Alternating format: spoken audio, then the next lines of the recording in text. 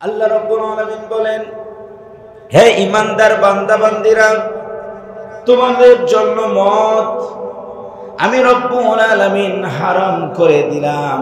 এই মদ তোমরা পান করবা না। রিজসুম মিন আমালিশ শাইতান, মদ পান করা হলো শয়তানের কাজ। যেই সমস্ত যুবক মদ পান করে, মাদক দ্রব্য হাতে তুলে নেয়, ওই যুবকগুলো মদ শুধু পান করে না, বরং শয়তানের যে অ্যাক্টিভিটিস গুলো আছে, কার্যাবলীগুলো আছে, এগুলো বাস্তবায়ন করার দায়িত্ব ওই যুবকরা হাতে নিয়েছে। মদ পান শুধু যুবকরাই করে, বিরুদ্ধরা করে না? কি বলেন, করে না? বুড়ো হয়ে গেছে, দাড়ি পেকে গেছে, এরপরেও সিগারেট টানতে টানতে মোষ পুড়ে যায়, তবু টানে। আপনার লজ্জা করে না? আপনার লজ্জা করে না যে এই বয়সে আপনি সিগারেট হাতে নিয়েছেন? আপনার সন্তানগুলোর সামনে, নাতি নাতনির সামনে আপনি বিড়ি টানেন, সিগারেট টানেন, আপনার লজ্জা করে না? আপনি এত নির্লজ্জ, এই বয়সে এসে আপনি সিগারেট হাতে নিয়েছেন। রমাদান মাস আপনাকে মাদক মুক্ত করতে চায়। যেমন আমরা মিথ্যা পরিহার করব, হারাম যেমন খাবো না, মাদক দ্রব্য আমরা হাতে নিব না, বলি ইনশাআল্লাহ। রমাদান মাস আমাদেরকে তাকওয়ার শিক্ষা দেয়। আমরা সারাদিন, বিশেষ করে এখন তো ডিজিটালাইজেশনের কারণে হাতে হাতে স্মার্টফোন, ফেসবুক আমাদের সবার চোখের সামনে, সবার হাতে হাতে স্মার্টফোন থাকার কারণে আমরা ফেসবুকিং যখন করছি তখন চেষ্টা করছি যে আমি তো রোজা আছি, গুনাহ হয় এরকম অশ্লীল কোনো কিছু আমি দেখব না। ঠিক রমাদান মাসে এই যে আমাদের ভিতরে একটা নতুন উদ্দীপনা তৈরি হলো যে আমি গুনাহের কোনো কিছু দেখব না, এটাকে বাকি 11টি মাসেও কাজে লাগাতে হবে। শুধু রোজা আছি কোনো কিছু দেখা হারাম, রোজার বাহিরে গিয়ে দেখা হালাল, বিষয়টা এমন না। রমাদান এসেছে শুধুমাত্র আমাদেরকে ট্রেনিং দেওয়ার জন্য যে তুমি বাকি 11টি মাসেও অশ্লীল কিছু দেখবা না। রমাদান মাস আমাদেরকে যতগুলো বিষয় শেখায়, তার মধ্যে একটি গুরুত্বপূর্ণ বিষয় শেখা হলো সময়ানুবর্তিতা, ভ্যালু অফ টাইম। আমরা আমাদের স্টুডেন্টদেরকে দেখি, টিচারদেরকে দেখি, সময়ের গুরুত্ব তারা পড়ান আর স্টুডেন্টরা পড়েন। অনেক ক্ষেত্রেই যিনি পড়ান তিনিও সময়কে মূল্যায়ন করেন না, যিনি পড়েন তিনিও সময়কে মূল্যায়ন করেন না। কি বলেন আপনারা? যিনি পড়ান উনি পড়াচ্ছেন আমার স্টুডেন্ট যেন গোল্ডেন ক্লাস পায়। যদি কোনো কারণে রচনা এসেই যায়, প্যারাগ্রাফ এসেই যায়, ভ্যালু অফ টাইম লিখতে হবে, লেখার জন্য পড়েন আর লেখার জন্য পড়ান, কিন্তু ওর ভিতরে যা লেখেন এর আমল এক পক্ষ করতে চায় না। এর আমল প্র্যাকটিস করার জন্য আল্লাহ রমাদান মাস দিয়েছেন। সুবহানাল্লাহ বলেন। শিক্ষক সারা জীবন পড়ালো, সময়ানুবর্তিতা, time and tide wait for none, সময় নদীর স্রোত কারোর জন্য অপেক্ষা করে না। পড়ান কিন্তু কোনদিন প্র্যাকটিস করেন না। প্র্যাকটিস করার জন্য আল্লাহ রাব্বুল আলামিন রমাদান মাস দিয়েছেন। যিনি পড়েন আর যিনি পড়ান দুজনেই রমাদান মাসে সাহরি গ্রহণের জন্য মোবাইলে অ্যালার্মটা দিয়ে রেখেছেন, ঠিক যেন 4টায় বাজে। সুবহানাল্লাহ বলেন। যেদিন রমাদান শেষ সেই দিন অ্যালার্ম আমরা অফ করে দিব, আর ওঠার দরকার নেই, একেবারে সকাল 10টা। কি বলেন আপনারা? এই যে আমাদের টাইমিং, সময়ানুবর্তিতা শেখাচ্ছে। এত অ্যাক্টিভ আমরা যে এই মাত্র তাহাজ্জুদ পড়লাম আর ঘুমালাম, মাত্র 3 ঘন্টা পরেই আমাদের সাহরির সময়। সাহরি তো আমাদের মিস হয় না, আমরা অ্যালার্ম দিয়ে রেখেছি। ঠিক 4টায় ডাক দিল, 4টায় উঠলাম। আমরা বারবার ঘড়ির দিকে তাকাই, আধা ঘন্টার মধ্যেই খাবার শেষ করা লাগবে। রমাদান মাস আসলে মানুষ সময়কে যতটা গুরুত্ব দেয়, অন্য কোনো সময় এইভাবে মানুষ সময়কে কিন্তু গুরুত্ব দেয় না। কি গোছালো জীবন রমাদান মাস। আমার কাছে মনে হয় 12 মাসেই রমাদান থাকলে জীবনটা গোছালো থাকতো। অন্য সময় কি তাড়াহুড়ো সময় আমাদের মানে এত শর্ট হয়ে যায় যে আমার কাজই শেষ হয় না। যত সময় আসর, অন্য সময় আসর পরে বাজারে গেছে, হাফ কাপ লাল চা নিয়ে বাজারে বসে গল্প করতে করতে রাত 11টা, তারপর বাড়িতে আসে। রমাদান মাস বাজার করতে সময় লাগে আধা ঘন্টা, আর অন্য মাসে বাজার করতে সময় লাগে 3 ঘন্টা। আপনারা বলেন তো, রমাদানে বাজার তাড়াতাড়ি হয় না অন্য মাসে? দেখুন কি তাড়াহুড়ো করছি আমরা। ভাই শুনেন শুনেন, কথা বলবো না, না ইফতারের সময়। আল্লাহু আকবার বলেন। দ্রুত বাসায় গিয়ে ঠিকই ইফতার রেডি করে এত শর্ট টাইম বাজারে গেল, কেনাকাটা করলো, বাসায় আসলো, বিবিকে সহযোগিতা করলো, আবার ইফতারের 15 মিনিট আগে বসলো। বারবার বলছে সময় কিন্তু আর 10 মিনিট আছে। এই যে বারবার সময়ে বলতে বলতে সময়ের প্রতি মানুষের গুরুত্ব তৈরি হয়ে যায়। সুবহানাল্লাহ বলো। ইসলামে একমাত্র জীবন ব্যবস্থা সময়কে এত বেশি পরিমাণে গুরুত্ব অন্য কেউ কোশ্চেন কালেও দেয় নাই। একমাত্র ইসলামে সময়কে এত বেশি গুরুত্ব দিয়েছে। ইসলাম বলেছে সময়ের কাজটা তোমাকে সময়ই করা লাগবে। ফজর পড়া লাগবে ফজরে, জোহর পড়া লাগবে জোহরে, আসর পড়া লাগবে আসরে, মাগরিব আদায় করতে হবে ঠিক যেই মাত্র মাগরিবের আজান হয়ে যায়, এশা আদায় করা লাগবে এশার সময়।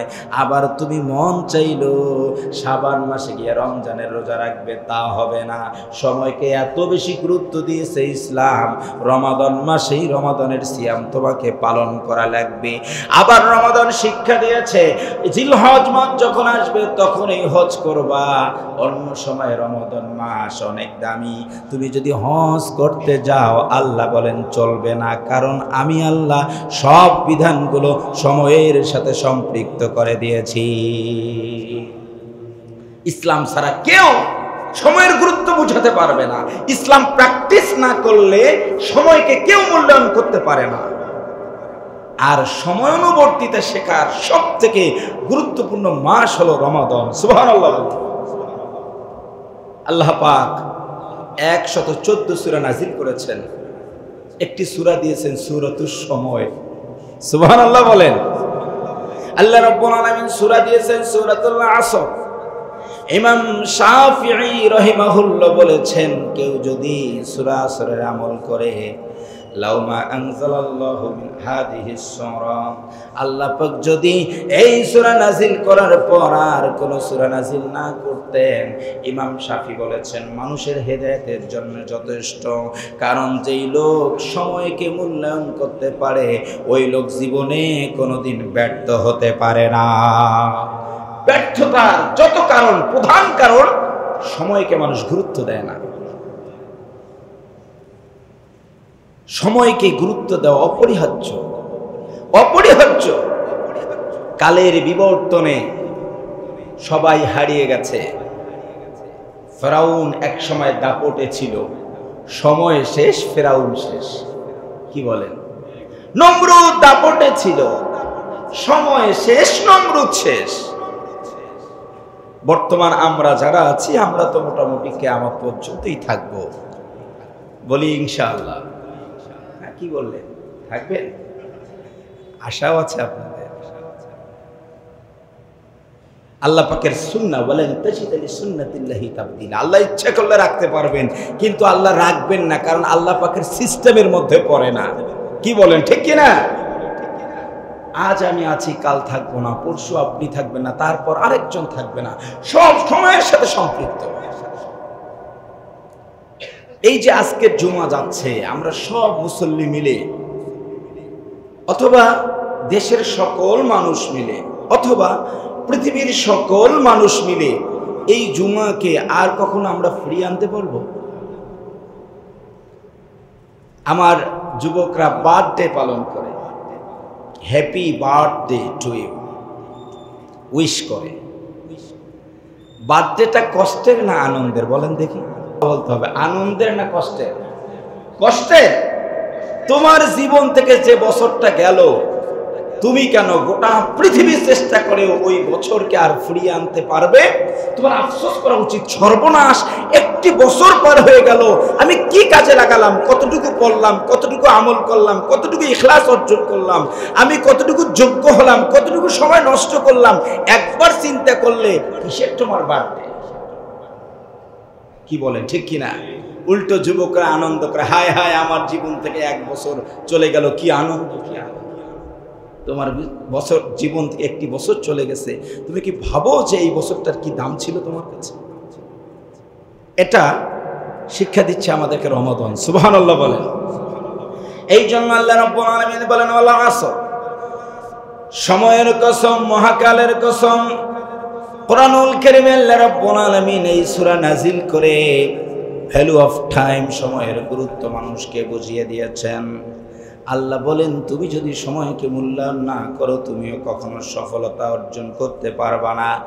ইন্নাল ইনসানা লাফি খুসর, নিশ্চয়ই নিশ্চয়ই পৃথিবীর সব মানুষগুলো ধ্বংস হয়ে গেছে। শুধুমাত্র 4টা কোয়ালিটি যাদের মধ্যে আছে তারা ধ্বংস হয় নাই।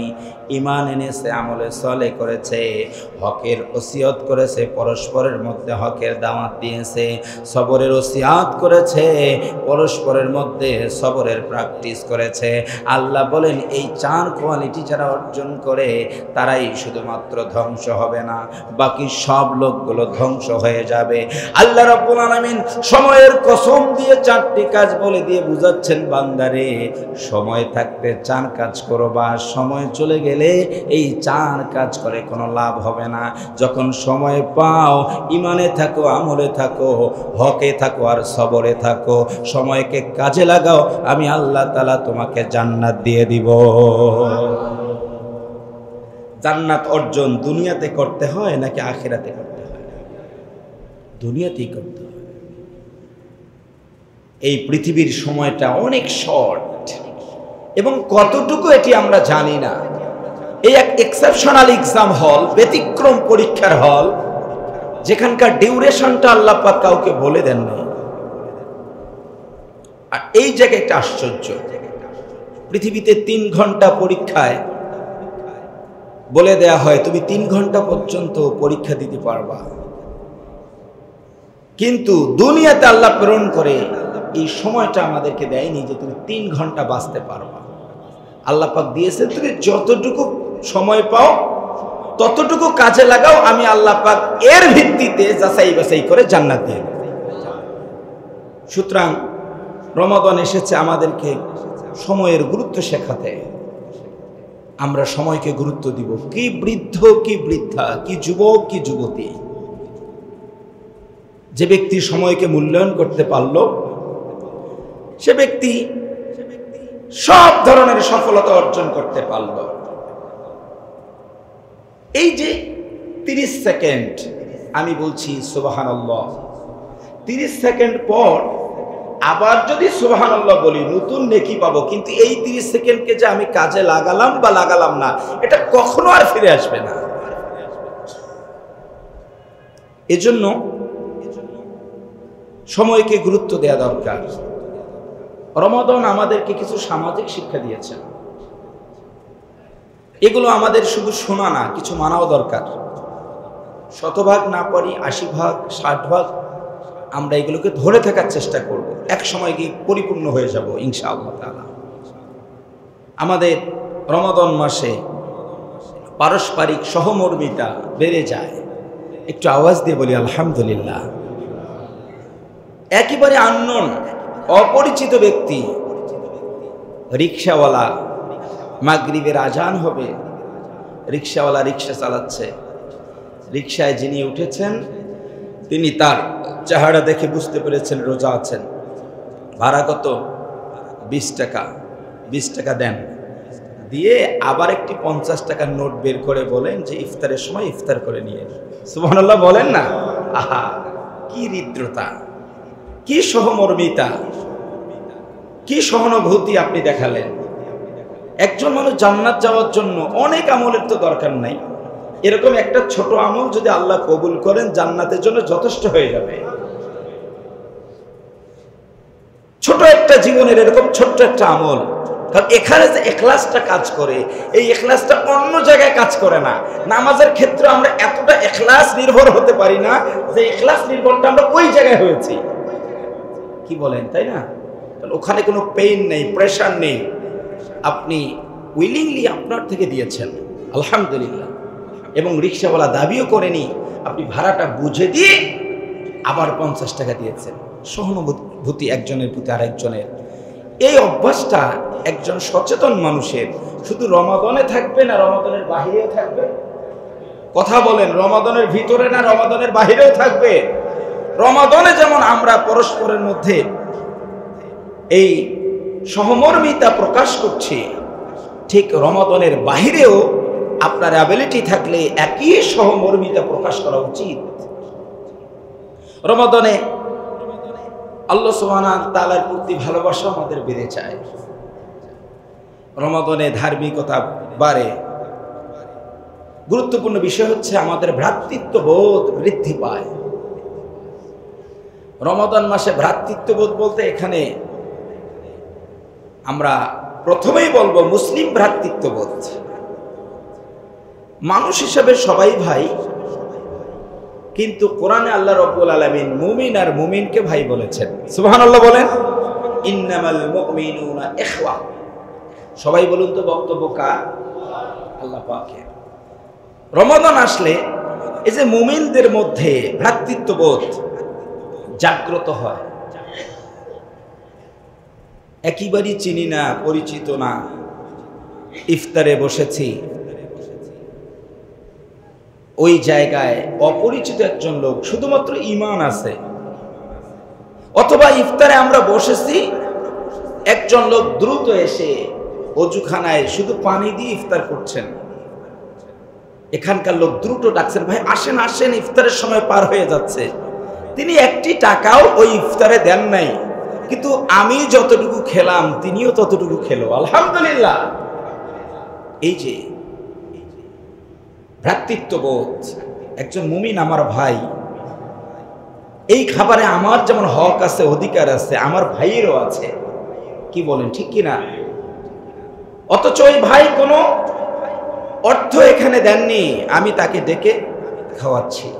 তো রমাদানে যে আমাদের এই ভ্রাতৃত্ববোধ জাগ্রত হয়, এটাকে আরো বাকি 11টি মাসে কন্টিনিউ করা দরকার।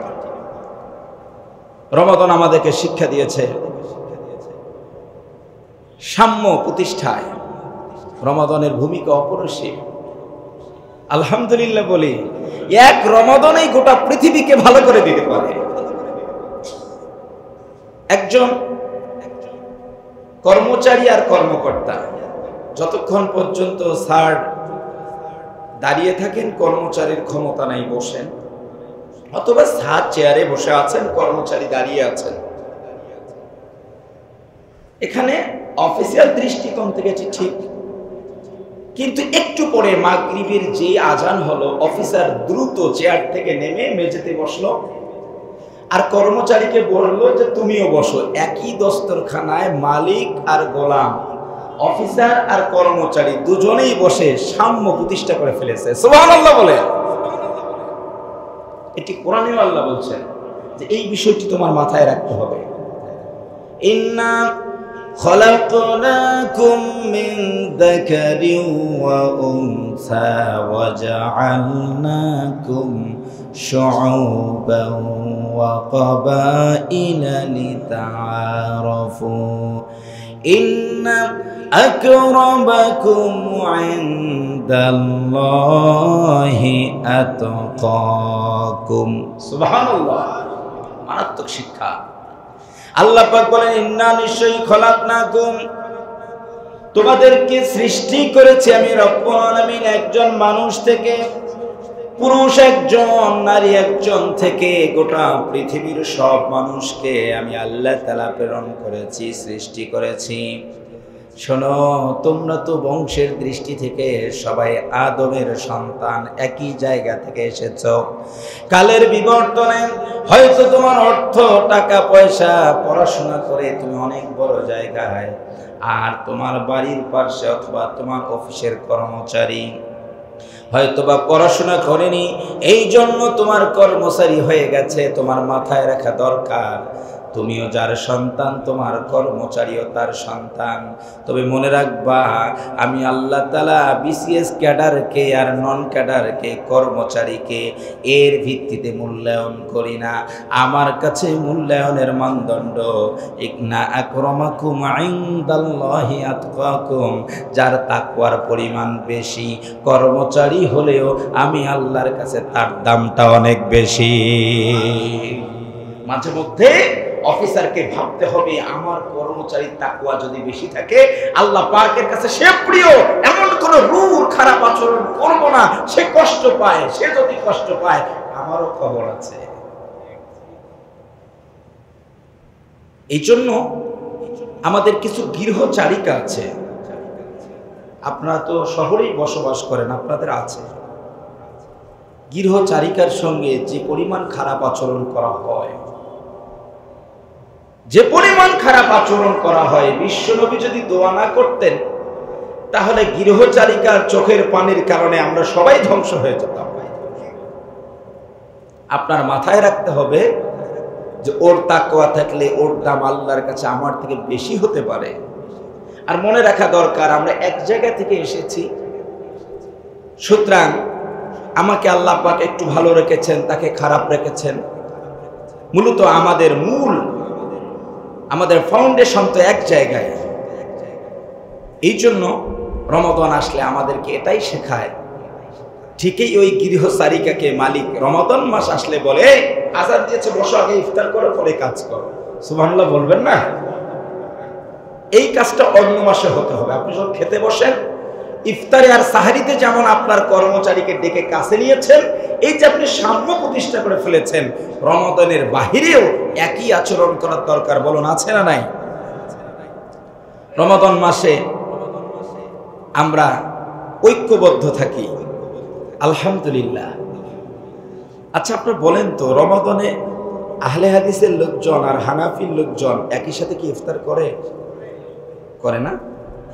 দেখুন, অন্য মাসে আহলে হাদিসের ভাইয়েরা হানাফির মসজিদে নামাজ পড়বে না, আর মাযহাবির ভাইয়েরা আবার লামাযহাবিদের মসজিদে নামাজ পড়বে না। বলেন তো, আমাদের সমাজে এরকম আছে না নাই? কিন্তু রমাদান হলে কিসের আহলে হাদিস আর কিসের হানাফি, কিসের মাযহাবি আর কিসের লামাযহাবি, কিসের আলিয়া আর কিসের কওমিয়া, কিসের লম্বা টুপি আর খাটো টুপি, জেনারেল এডুকেটেড আর আলেম, কোনো ভেদাভেদ নাই। মাওলানার কাছে একজন সাধারণ মানুষ বসে ইফতার করছে। এই যে আমাদের মধ্যে একটা ঐক্য, এটা হয়েছে কালিমার ভিত্তিতে। বলুন, কিসের ভিত্তিতে? রমাদান মাসে যেমন আমরা একজন আরেকজনকে কাছে নিয়ে ইফতার করি, এই ইউনিটিটা আমাদের বাকি 11টি মাসে কেন থাকবে না? কেন থাকবে না? বাকি 11টি মাসেও থাকার দরকার। বলুন, আছে না নাই? রমাদান মাসে রাজনৈতিক কিছু শিক্ষা আছে। ইসলামের সঙ্গে রাজনীতিটা কেন সম্পৃক্ত, এটি বোঝা দরকার। পৃথিবীতে যত কিছুই হোক, যত কিছু ঘটুক, প্রতিটি ক্ষেত্রে বলুন তো রাজনৈতিক অবদান আছে না নাই? প্রতিটা ইস্যুর পিছনে রাজনীতি আছে না নাই? আছে। এই জন্য ইসলাম আবার রাজনীতিকে সাপোর্ট করে। শুধু সাপোর্টই করে না, উৎসাহিত করে। শুধু উৎসাহিত করে না, এর যত ফর্মুলা আছে সব বিস্তারিত বলেও দিয়েছে। সুবহানাল্লাহ বলেন। রাজনৈতিক অঙ্গনে ঐক্যের কিছুটা সূচনা শুরু হয়, কিন্তু এটি চূড়ান্ত পর্যায়ে যায় না। দেখুন, রমাদান মাসে যে ইফতার মাহফিলগুলো হয়, বিভিন্ন মনা, বিভিন্ন মতাদর্শের রাজনৈতিক ব্যক্তিবর্গ এক ইফতার মাহফিলে আসে। কি বলেন, আসে কিনা? এটা যদি আরেকটু উদার মানসিকতার পরিচয় দিয়ে একেবারে ভিন্ন মেরুতে যারা অবস্থান করছে তারাও যদি কাছাকাছি আসতো, তাহলে ওদের টানাটানিতে সাধারণ জনগণ কোনোদিন মারা যেত না। কি বলেন, ঠিক কিনা? এটা ভিন্ন মেরুতে যারা অবস্থান করে তারা নিজেদের মধ্যে ইউনিটি হচ্ছে। এটি আরেকটু উদারতার পরিচয় দিলে দেখা যেত আমাদের যে রাজনৈতিক অস্থিরতা, এগুলো দূর করার জন্য সব থেকে বেশি ভূমিকা রাখত রমাদান মাস। এজন্য রমাদানের ভূমিকা সকল ক্ষেত্রেই, রমাদানের ভূমিকা ব্যক্তি জীবনে আছে, পারিবারিক জীবনে আছে, সামাজিক জীবনে আছে, রাজনৈতিক জীবনে আছে, আন্তর্জাতিক জীবনেও আছে। এখন তো হোয়াইট হাউসেও ইফতারের আয়োজন করে, পৃথিবীর বিভিন্ন দেশের বড় বড় অফিসে ইফতারের আয়োজন করে এবং ইফতার নিয়ে সেখানে কিছুটা কথাবার্তা হয়। অলরেডি গতকালকের নিউজ অনেকেই দেখেছেন, আমেরিকা ইসরায়েলের পক্ষ নেবার কারণে অনেকেই তাদের ইফতার মাহফিল বর্জন করেছে। এই যে রাজনৈতিক পর্যায়ে ইফতারকে কেন্দ্র করেও প্রতিবাদের সুযোগ আছে, কি বলেন, আছে না নাই? তার মানে রমাদান এমন একটি নিয়ামত আল্লাহ সুবহানাহু ওয়া তাআলার পক্ষ থেকে, যার মাধ্যমে আমরা প্রতিটি সেক্টরেই শিখতে পারি। রমাদান আসছে আমাদেরকে শিক্ষা দিতে। সব থেকে গুরুত্বপূর্ণ একটি নিয়ামত হলো আমাদের শারীরিক শিক্ষা। বলুন, কি শিক্ষা? আপনার শরীর যদি সুস্থ না থাকে আপনি ইবাদত করতে পারবেন না, কাজ করতে পারবেন না। আল্লাহ পাক পৃথিবীতে যতগুলো নিয়ামত দিয়েছেন বান্দাবান্দিকে, সেই নিয়ামত সমূহের প্রথম পর্যায়ের একটি গুরুত্বপূর্ণ নিয়ামত হলো সুস্থতা। বলুন সুবহানাল্লাহ। এই সুস্থতা অর্জন করা যায় রমাদান মাসে। এটার জন্য মেডিকেল সায়েন্সে অনেক বড় ডিগ্রিধারী হওয়ার কোনো দরকার নেই। এটার জন্য বিজ্ঞানের কোনো থিওরি নিয়ে পড়াশোনা করার কোনো দরকার নাই। রমাদান মাস যে শরীরকে সুস্থ করার জন্য আসছে, এজন্য শুধু নিজকে নিজেই জিজ্ঞেস করলে হবে যে শাবান মাসে তোমার অবস্থা কেমন ছিল, রমাদানে তোমার অবস্থা কেমন। আমরা নিজেরাই বুঝতে পারবো সুস্থতার জন্য রমাদানের কি গুরুত্ব। কি বলেন? আপনারা দীর্ঘভাবে বলেন তো, রমাদানের পূর্বে আমাদের শারীরিক অবস্থা যেমন ছিল, রমাদানের ভিতরে এসে বলেন তো আমরা সেই তুলনায় খারাপ না ভালো? দেখেন, আর শরীর ম্যাজ ম্যাজ করে না, স্বাভাবিক হয়ে গেছে। আমরা বলি আলহামদুলিল্লাহ। আপনারা জানেন যে জাপানের একজন ডাক্তার অশিনবি, তিনি আমাদের রমাদানকে নিয়ে, সিয়ামকে নিয়ে দীর্ঘ গবেষণা করে নোবেল পুরস্কার পেয়েছেন। তাকে নোবেলটা কেন দেওয়া হলো? রমাদানের উপর, রমাদানের শারীরিক শিক্ষা নিয়ে মেডিকেল সায়েন্স এত বেশি পরিমাণে গবেষণা করেছে। সময় কম, আপনার গুগলে সার্চ দিয়ে হলে দেখবেন পৃথিবীর বিভিন্ন ইউনিভার্সিটির প্রফেসরগণ রমাদানকে নিয়ে এত বেশি পরিমাণে রিসার্চ করেছেন। সবাই রিসার্চ করে সবার শেষে গিয়ে দেখেছে যে শরীরকে সুস্থ রাখার জন্য রমাদানের কোনো বিকল্প নাই। বলুন সুবহানাল্লাহ। আমাদের শরীরে আমরা যখন খাবার গ্রহণ করি আনলিমিটেড খেতেই থাকি, গরুর গোশত যদি আমাদের সামনে আসে, কি বলেন, আমরা খেতেই থাকি। এই যে খেতে খেতে আমাদের শরীর অসুস্থ হয়ে যাচ্ছে। এখন আল্লাহ রাব্বুল আলামিন বলেন যে 1 মাস তুমি একটু স্টপ, কম খাও, তোমার শরীরটা সুস্থ থাক। বাদশাহ আব্বাসীয় খলিফা হারুনুর রশিদের কাছে একজন খ্রিস্টান পাদ্রী এসেছিল। তিনি অনেক বড় পণ্ডিত খ্রিস্টান ধর্মের। তিনি আসার পর বাদশাহ যেহেতু মুসলিম, বলছেন যে তোমার কাছে আমার একটা প্রশ্ন, যে আমি শুধু একজন ধর্মযাজক না, আমি একজন চিকিৎসা বিজ্ঞানী। তোমার ইসলাম ধর্মের রাসূল সাল্লাল্লাহু আলাইহি সাল্লাম তিনি কি মানুষের সুস্থ থাকার জন্য কোনো কিছু বলে গেছেন? হারুনুর রশিদের দরবারে আপনারা জানেন যে তিনি জ্ঞান বিজ্ঞান নিয়ে কাজ করতেন। তার দরবারে অনেক পণ্ডিত আলেম ছিলেন, তাদেরকে ডেকে বলছে যে তোমরা জবাব দাও। তারা এসে জবাব দিল যে কোরআনে আল্লাহ রাব্বুল আলামিন আমাদেরকে বলছেন খাও কিন্তু অপচয় করো না, তার মানে যতটুকু খাওয়ার দরকার ততটুকু খাও। শুধু রাসূল না, আমাদের কোরআনে আল্লাহ পাক এই নির্দেশ দিয়েছেন, বলুন সুবহানাল্লাহ। মানে খাবারের একটা বিধিমালা আল্লাহ রাব্বুল আলামিন কোরআনুল কারীমে দিয়েছেন। এরপরে জিজ্ঞেস করলেন যেটি তো কোরআনে আছে,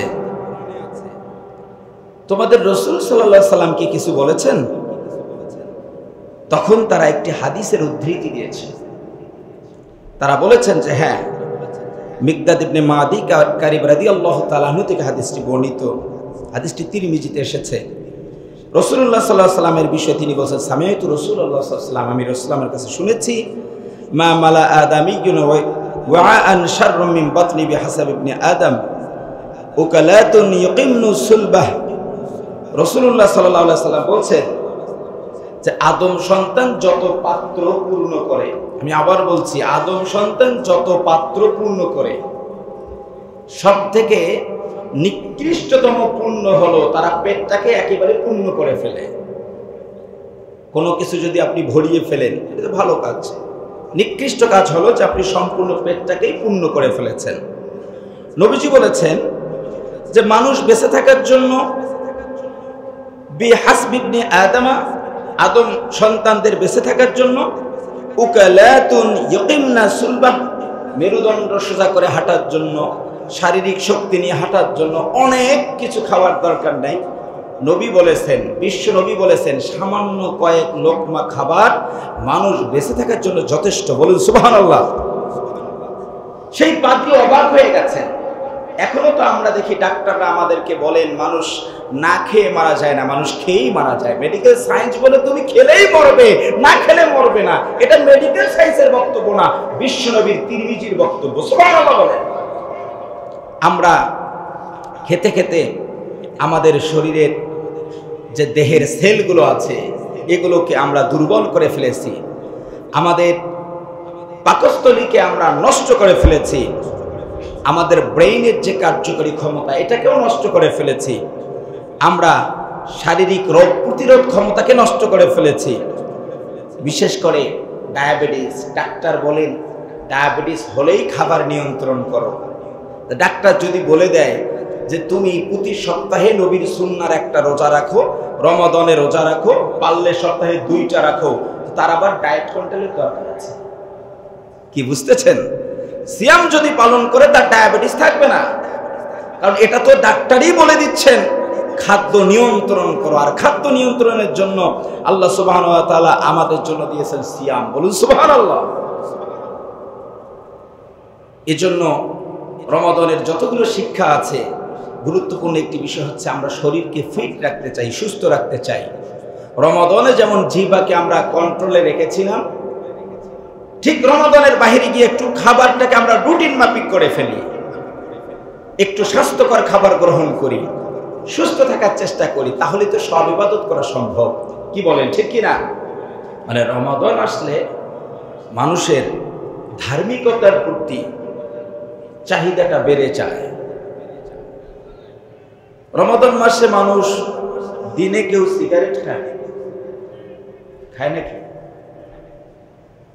রমাদান মাসে দিনের বেলা বিড়ি সিগারেট অর্থাৎ ধূমপান করা হালাল না হারাম? সবাই বলতেছেন হালাল না হারাম? রমাদান পার হলে দিনের বেলা হালাল। রমাদান মাসে অনেকেই খায় না, পান করে না, হারাম থেকে বঞ্চিত থাকে, দূরে থাকে। কিন্তু রমাদান পার হলে যেই আর সেই। অনেকেই আমাদেরকে মাসালা জিজ্ঞেস করে, হুজুর ইফতারের পর বিড়ি খাওয়া কি যাবে? আপনারা বলেন তো যাবে তো?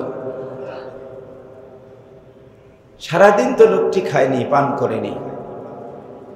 এই লোকটি যদি ইচ্ছে করে আরেকটু, যে আমি 14 থেকে 15 ঘন্টা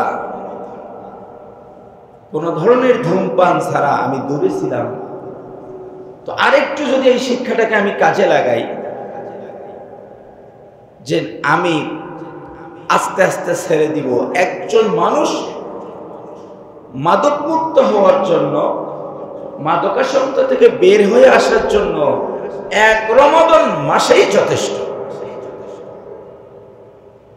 আপনি ধূমপান ছেড়ে দিতে চান, রমাদান মাস এনাফ, যথেষ্ট আপনার জন্য। কিন্তু সমস্যাটা হলো কি, বছরের পর বছর রমাদান আসে আর যায়।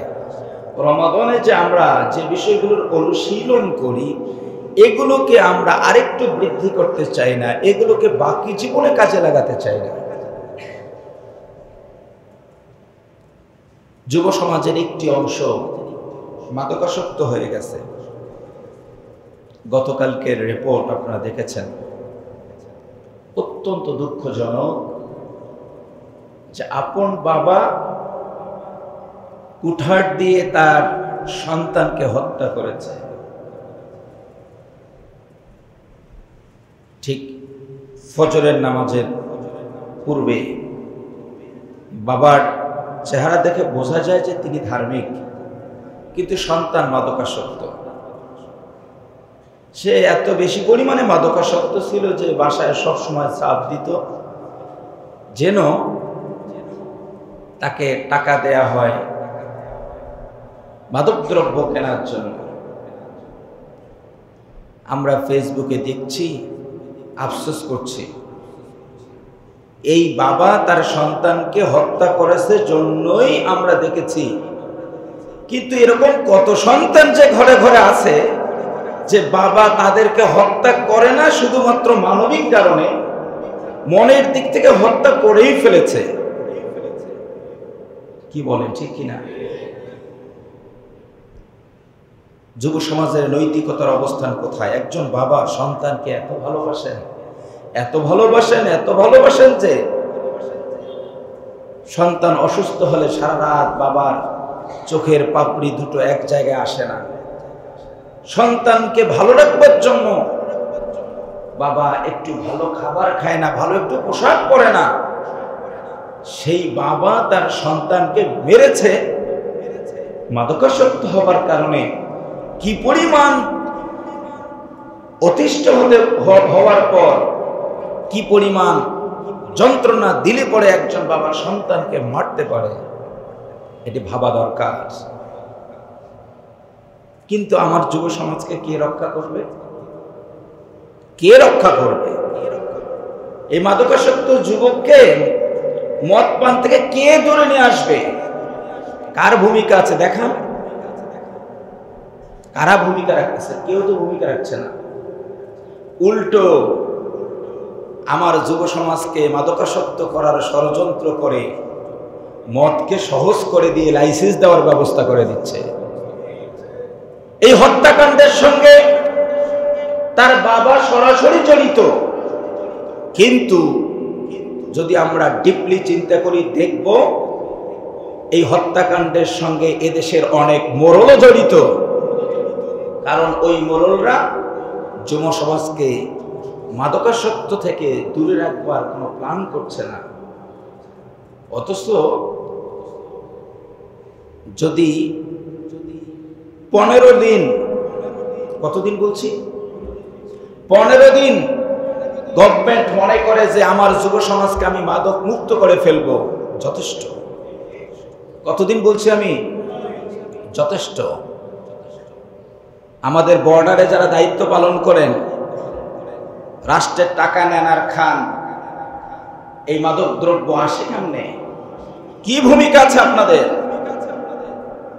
আপনারা জানেন না যে আমাদের দেশকে নিয়ে নানাবিধ ষড়যন্ত্র আছে? যতগুলো ষড়যন্ত্র আছে তার মধ্যে একটা বড় ষড়যন্ত্র হলো আমাদের পার্শ্ববর্তী বিভিন্ন দেশ আমাদের যুব সমাজকে ধ্বংস করে দিতে চায়। আমার যুব সমাজের চরিত্র নষ্ট করে দিতে চায়। তারা মাদকাসক্ত করে। তারা দেখছে যে এই দেশ এগিয়ে যাচ্ছে, এই দেশকে পিছিয়ে দেবার জন্য নেক্সট জেনারেশনের মাথা নষ্ট করে দিতে হবে।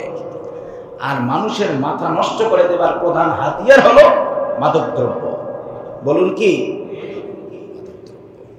আজকে এক বাবা তার সন্তানকে মেরেছে, কিন্তু কত বাবাই তার সন্তানের জন্য রাতে ঘুমান না। হয়তো পার্সোনালিটির কারণে সমাজে প্রকাশ করেন না, বলেন না। এই মদকে সহজ করে দেয়া হয়েছে, মদকে সহজ করে দেয়া হয়েছে, মাদক দ্রব্যকে সহজ করে দেয়া হয়েছে। বিড়ি খাওয়া আর সিগারেট খাওয়ার কি লাভ বলেন তো? কোনো লাভ আছে? সিগারেটে কোনো লাভ আছে? রাষ্ট্রের কোনো লাভ আছে? এগুলো কেন বন্ধ করে দেয় না? সব সিগারেট কোম্পানি কেন বন্ধ করে দেয় না? বিড়ির কোম্পানি কেন বন্ধ করে দেয় না? এটা দ্বারা কার লাভ? কিসের লাভ? আমরা আমাদের থেকে শুরু করব, বলি ইনশাআল্লাহ। আমরা আমাদের গণ্ডিতে কাজ করব, বলি ইনশাআল্লাহ। আমি সব যুবকদেরকে বলবো, এই রমাদান মাসের চরম শিক্ষা, তুমি সারাদিন 14 ঘন্টা কোনো বিড়ি সিগারেট হাতে না দিয়েই তুমি কাটিয়েছ। আরেকটু চেষ্টা করলেই তো 24 আওয়ার্স, 24 ঘন্টা হয়ে যায়। শুধু বলবো একটা জিনিস মাথায় রাখো, আল্লাহ সুবহানাহু ওয়া তাআলা জাহান্নামে মানুষদেরকে শাস্তি দিবেন। জাহান্নামের শাস্তির প্রধান হাতিয়ার, প্রধান উৎস আগুন। বলুন তো কি? জাহান্নামের বিছানা, প্রাচীর, বেড, ছাদ সব জাহান্নামের নামই হলো নারুন, মানে হলো আগুন। বলুন কি? আগুন। তুমি পরকালে জাহান্নামে যাবা, সেটা তো পরকালের শাস্তির ব্যাপার। তুমি দুনিয়াতেই জাহান্নামের শাস্তি নিজেই ভক্ষণ শুরু করেছো। তোমার মাথায় রাখা দরকার যে আমি দুনিয়াতেই জাহান্নামে হয়ে যাচ্ছে। যে আগুন দিয়ে আল্লাহ পাক শাস্তি দিবেন, সেই আগুন আমি কি হিসাবে ভক্ষণ করতে পারি, খেতে পারি? একজন মুমিন ইমানদার যুবক কোশ্চেন কালেও জাহান্নামের বস্তু ভক্ষণ করতে পারে না। এজন্য পরিহার করতে হবে, বলি ইনশাআল্লাহ। যুবকরা অনেক সময় চিন্তা করে, পরিহার করব হুজুর, আর 6 মাস পর ছেড়ে দিব বা 2 মাস পর ছেড়ে দিব। বিষয়টা এমন না, আজকে এখনই ছাড়তে হবে। এই মুহূর্তে তওবা করে ফেলতে হবে যে আমি মদ পান করব না, মাদক দ্রব্যের কাছে যাব না। তুমি একটা সিগারেট হাতে নিয়েছো মানেই, সিগারেটের মাথায় আগুন দিয়েছো মানেই তুমি তোমার সম্পূর্ণ জীবনের মাথায় আগুন ধরায় দিয়েছো। তুমি এমন আগুন জ্বালিয়েছো, এর ধোঁয়া হয়তো তোমার থেকে 2-3 ফিট উঁচুতে যায়, কিন্তু তুমি জানো না এর ধোঁয়া তোমার পরিবার, তোমার পরিজন, তোমার সমাজ, তোমার রাষ্ট্র সবার হৃদয়ের ভিতরে আঘাত করে। এই জন্য রমাদান এসেছে মাদক মুক্ত সমাজ গঠন করার জন্য। বলুন সুবহানাল্লাহ।